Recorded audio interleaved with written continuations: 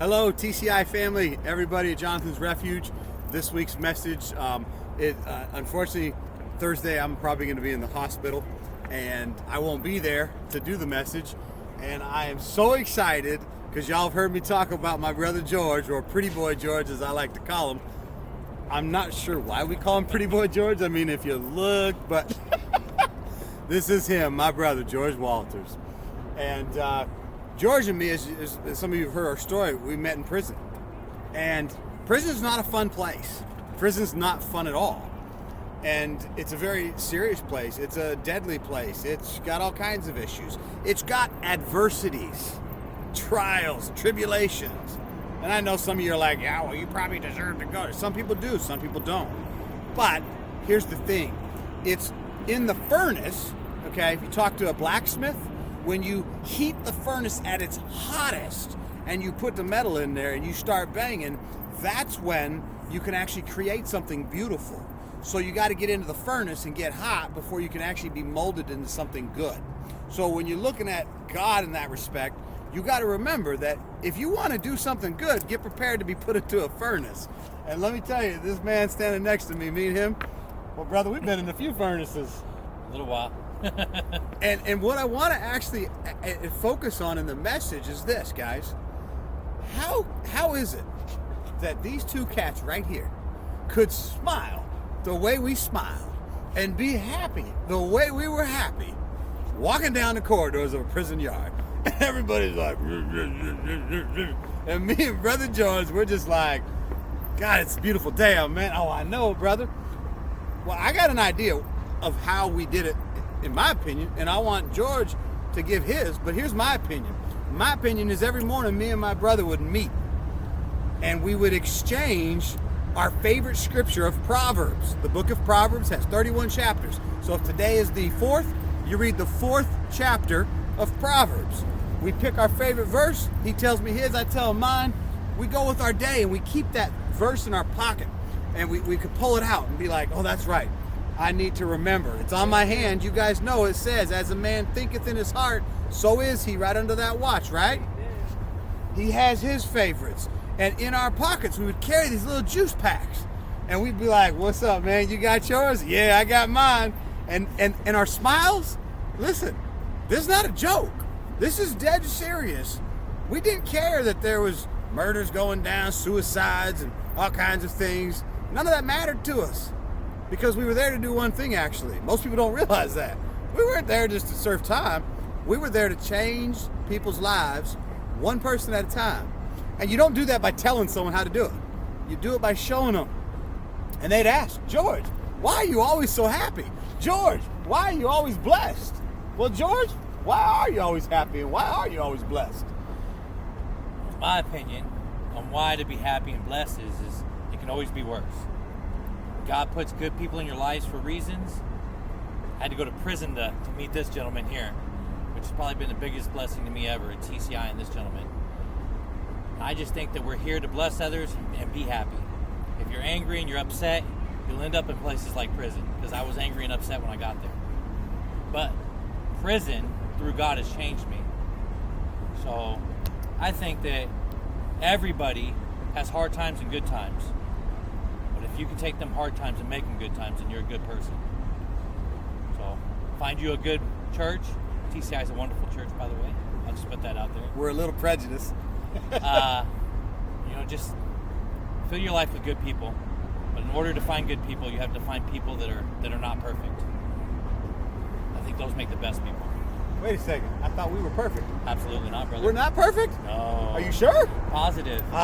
There's a reason he's in my life. God doesn't seek out the perfect, because the perfect don't need anything. So can I tell you something about being perfect? Absolutely. Actually, he is perfect, and so am I. We are perfectly made imperfect. Accept that. God made us the way we are. Yeah. And you know something he did say is he talked about, one of the things I liked there was when he said, while we met in prison. I got a question for you. What prison are you in right now? Because see, that was a physical prison for us. And Pastor George is one of the most beloved pastors in TCI. And he's now launching our ministry down here. And he's starting down here and building TCI in Vancouver. Anybody? Hello, get a hold of us. We are ready to come down here and get this thing rolling with us in Vancouver to make an impact, one person at a time. But he said a prison. So what prison are you in? Is it a divorce? Is it abuse? Is it drugs? Is it alcohol? I don't know about you. Some people are workaholics, you know? Some people like planes and they fly around and that's all they do and they don't care about their family. That plane's not freedom, it's a prison. Maybe it's the fact that I don't know what that specific spot is, but it's a detailed prison in your life. Something's holding you down. So my question is, how do you get out of that prison? Well, you don't get out of it by complaining, because complaining ain't gonna do anything. Look at Joseph in the Bible, right? The cat gets sent out to go feed his brothers. The brothers hate him because his dad favored him. So they throw him in a hole to kill him. Then the other brother says, no, let's not kill him, man. It's our brother. So he sells him to slavery. So he gets sold to slavery. He goes to Egypt and he is happy. He's smiling like we're talking about. And he's in prison. But because of that, he found favor as a slave and he became the head of a household of the head guy that oversaw everything for the king of Egypt. Then the guy's wife tries to have sex with him. When that doesn't work, she says he raped her. Then the guy goes to prison for something he didn't do. Does he complain? Did he moan? Did he cry one time? No, sir, he did not. He smiled and he said, I am so thankful because it could always be worse. Are you kidding me? Your brother sold you to slavery, tried to kill you. You're sold to slave, and then you end up getting put in prison for something you didn't do, and it can get worse? Oh, yeah, you can get your legs chopped off. You can have all kinds of things, like die and be done with. But how did Joseph, what did he do? Because of his attitude. His attitude is what determined his altitude. Listen to me on that. Your attitude determines your altitude. If you got a crappy outlook on life, you're going to have a crappy outlook on everything you do. And you're going to have an outcome that is equally crappy. I know. But listen to this. He didn't do that. So what happened? Real simple. Oh, Joseph, he won the favor. The short story is Joseph became the king's right-hand guy. And you know what else? They put a ring on his finger. A big old ring like this one, right? And he slid it on the finger of Joseph and he said, if this man takes this ring and shows you it, he is Pharaoh, and you will answer to Pharaoh. Wait a second. He was a slave, sold, a prisoner, an ex-con. How does he become the second in command of all of Egypt at the time, the known world? Because, like this man right here, on the days when I was down and depressed, my brother would look at me and say, I got you, man. Don't worry about it. You don't have to worry about smiling today. I'll smile for you. And he smiled brighter than anybody. And he'd come over and be like, hey, how you doing, man? And I'd start smiling, but I don't want to smile, George. Leave me alone, pretty boy. And then there'd be the day. And I'd walk out and he'd just be like, And you see, that's where that relationship with creation. This is a creation of God. He is God's creation. I am God's creation. You are God's creation. And you're not meant to do this alone. The human race was not created to be alone. You need to work with people that can help lift you when you're down.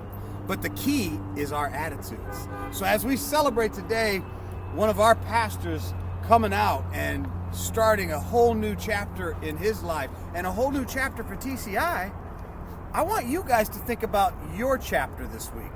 And I want you to think about your attitude. And what is it doing?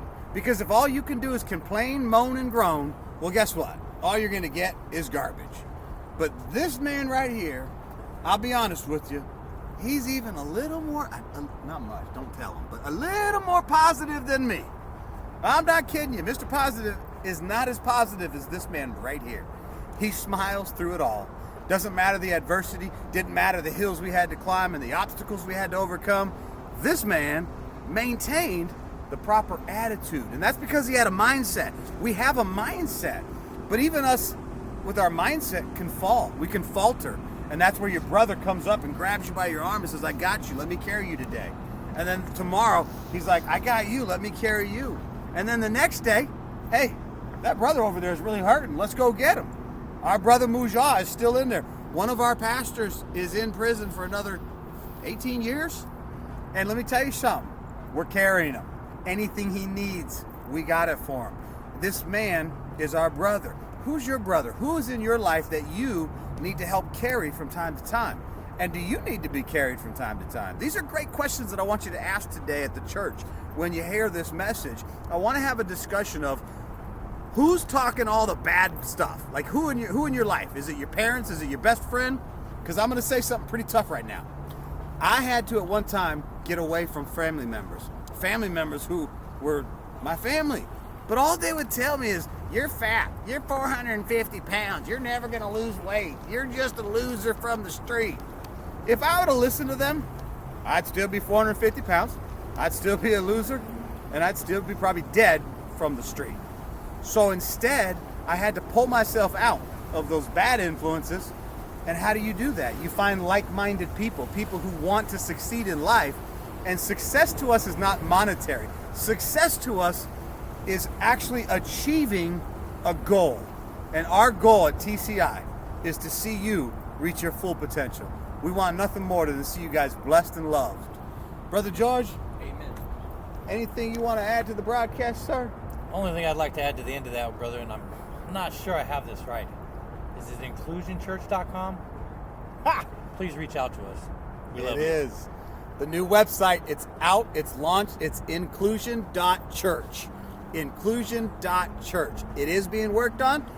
Look for this smile on there, because this guy right here is going to be doing a whole vlog each month called From Behind the Walls. We look forward to seeing you guys. We love you guys. Have a great church service Thursday. Please do me a favor. Keep both of us in your prayers as we're working down here to try to coordinate.